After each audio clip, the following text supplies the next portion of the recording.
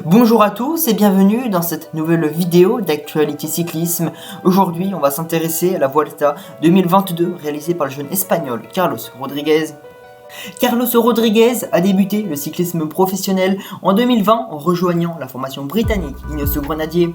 Mais c'est véritablement cette année où le jeune espagnol va crever l'écran en se révélant principalement sur le Tour de Valence où il terminera 3ème du général à seulement 36 secondes du vainqueur, le russe Alexander Vlasov. Et en guise de préparation pour la Vuelta, le jeune espagnol va participer au Tour de Burgos. Un Tour de Burgos qui sera remporté par son équipier Pavel Sivakov et durant ces 5 journées de course, Carlos Rodriguez aura en grande partie bénéficié à la victoire finale de Pavel Sivakov en fournissant un travail remarquable à haute montagne. Au départ de ce Tour d'Espagne 2022, la formation Ineos Grenadier arrivait sur cette Vuelta avec de nombreux prétendants pour le classement général avec des coureurs comme Tao Geoghegan Hart, Richard Carapaz, Pavel Sivakov. Il aussi Carlos Rodriguez pouvait prétendre à sa place de leader pour ce Tour de 3 semaines avec ce qu'il nous avait montré sur le Tour de Burgos. Et dès la première étape, la formation de Dave Brailsford va réaliser un très bon contre-la-montre par équipe, puisque la formation britannique terminera 2ème et concédera moins de 15 secondes au vainqueur, la formation néerlandaise, Jumbo-Visma. Et lors de la première étape de haute montagne, Richard Carapaz sera déjà hors jeu pour le général en terminant cette 6ème étape à 3 minutes du vainqueur, l'Australien Jay Vine.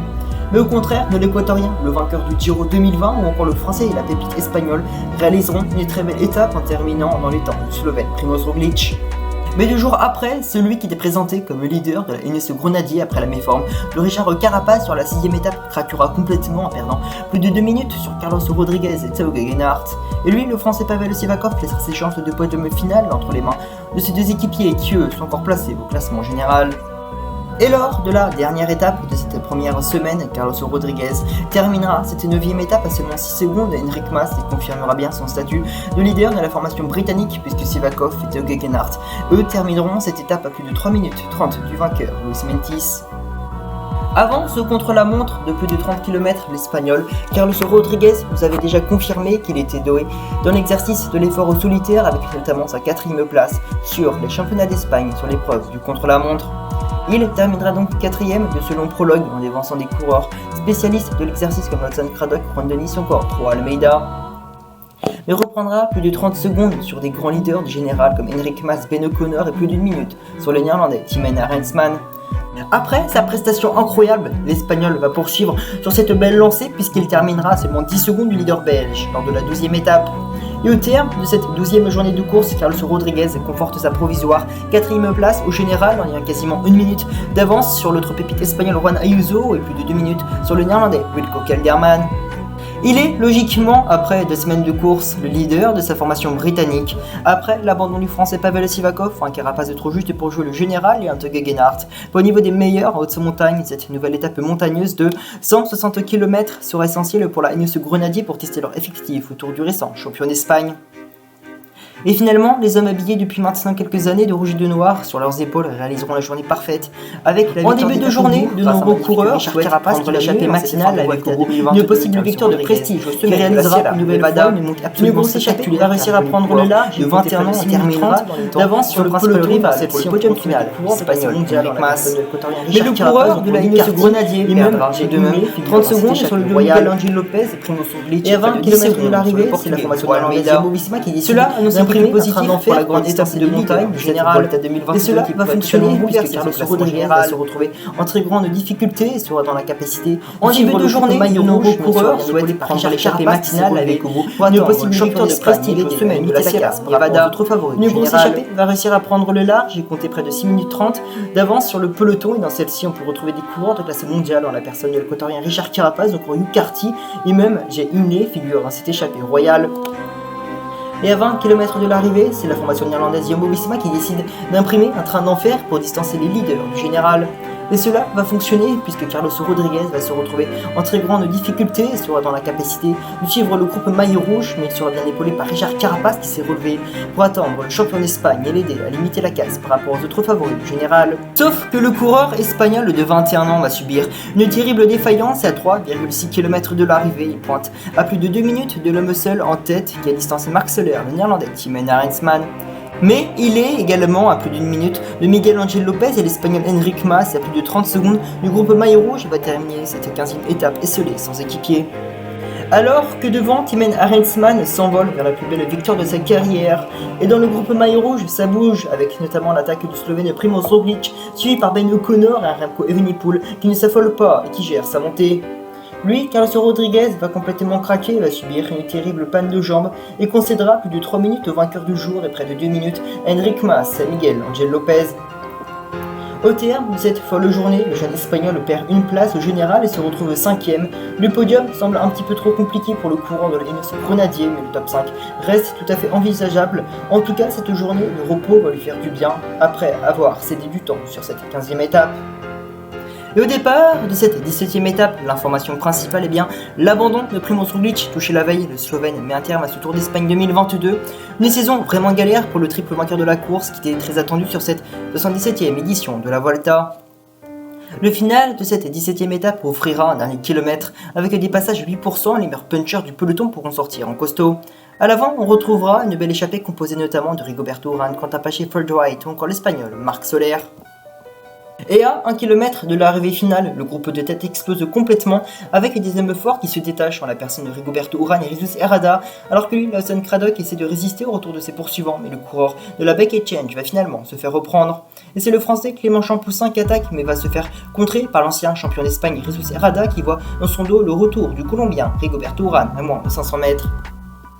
Et dans le peloton, ça bouge avec l'accélération d'Enric Mas, mais tout de suite pris en chasse par le Belge Remco Evenepoel.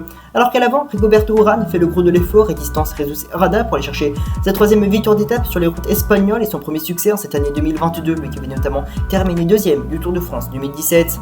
Sous la flamme rouge, c'est le Portugais Almeida qui attaque, alors que le vainqueur de la 15e étape, Thymen Arensman, se fait distancer pour perdre gros au terme de cette 17e étape au classement général. Et le champion du Portugal coupe la ligne, il reprend 10 secondes sur Evenepoel et Enric Mas et plus de 10 secondes sur Jay Hindley, Thibaut Pinot, Juan Ayuso. Carlos Rodriguez a réalisé une montée finale assez mitigée en terminant avec Thibaut Pinot et Jay Hindley, mais n'a pas réussi à suivre les meilleurs et concède plus de 15 secondes à Raul Almeida, mais reprend près de 5 secondes au Colombien Miguel Angel Lopez et 10 secondes sur l'Australien Ben O'Connor, mais conserve surtout sa 4e place du classement maillot rouge avec seulement 10 secondes d'avance sur le leader d'Astana Miguel Angel Lopez à moins de 4 jours de l'arrivée finale. Après ce qu'il nous a montré sur cette première et deuxième semaine de ce Tour d'Espagne 2022, il semble bien parti pour faire son premier top 5 au général sur son premier grand tour. Nous sommes donc au départ de l'avant-dernière étape de haute montagne de ce Tour d'Espagne 2022, une étape assez longue de 192 km avec une montée finale de 10 km avec un pourcentage de 7% de pente moyenne.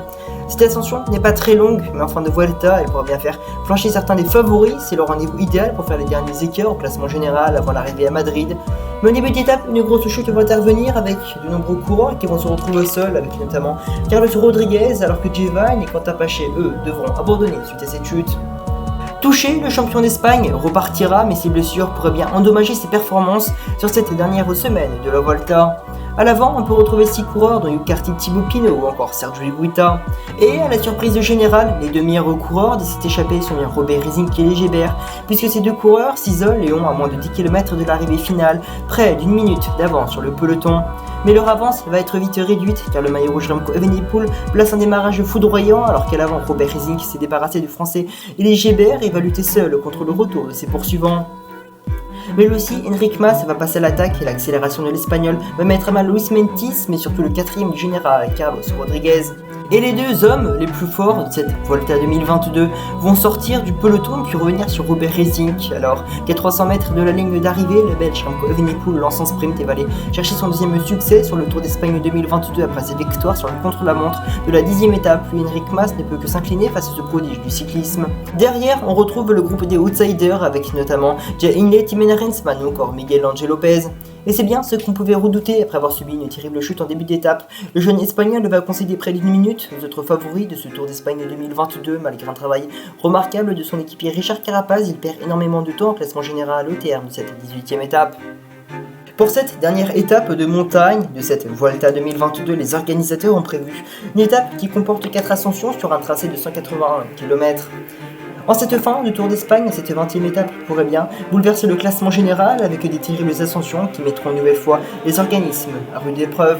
A l'avant, on retrouvera une grosse échappée conséquente où on peut y retrouver Thibaut Pinot, Sergio Higuita ou encore un ancien champion du monde, Alejandro Valverde. Mais ce groupe de tête va perdre des unités et ils ne seront plus qu'une dizaine à l'avant. Dans le maillot à poids, Richard Carapaz. Dans le peloton, c'est la Movistar qui accélère. Et quelques kilomètres plus loin, c'est l'Espagnol Enric Mas qui attaque pour essayer une nouvelle fois de distancer le maillot rouge, Remco Evenepoel. Mais le Belge reste calé dans sa roue et ne lui laisse pas un seul mètre d'avance.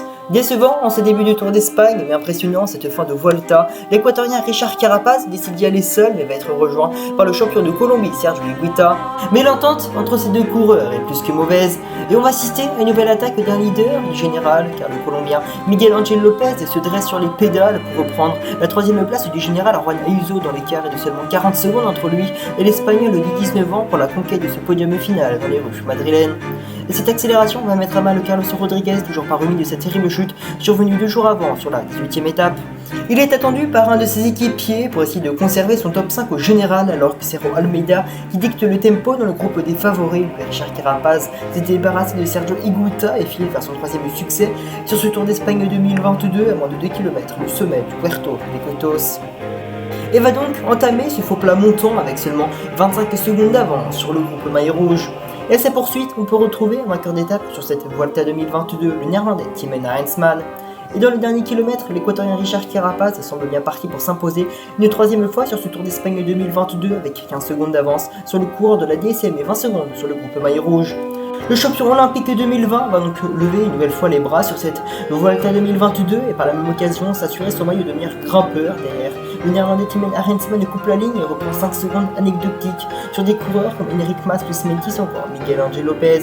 Et le grand perdant de cette 20e étape, eh bien, Carlos Rodriguez, qui va en terminer avec plus de 2 minutes de retard sur le maillot rouge, Remco Evenepoel. Quelle dure journée pour Carlos Rodriguez qui perd 2 places au classement général et passe donc de la 5e à la 7e place. Heureusement, cette journée a été sauvée par Richard Carapaz qui s'offre une 3e victoire d'étape sur cette Vuelta 2022. En conclusion, le jeune grimpeur espagnol était formidable en première et deuxième semaine, mais a vécu 7 jours de course de galère avec une terrible chute qui aurait pu mettre un terme à son Tour d'Espagne 2022. Ce qui est sûr, c'est que ce garçon est doté d'un énorme potentiel et cela ne fait aucun doute que dans les années à venir, il a tout pour être le leader de sa formation britannique sur un grand tour tel que le Tour de France et endosser son premier maillot jaune durant cette longue et belle carrière qui s'offre devant lui. Voilà, c'est la fin de cette vidéo. J'espère que ce format assez long vous aura plu. Si c'est le cas, pensez pouce bleu et à l'abonnement. Et moi, je n'ai plus qu'à vous donner rendez-vous dans de prochains jours déjà. On parlera notamment du Danois Mads Pedersen qui a remporté son premier maillot vert. Allez, salut!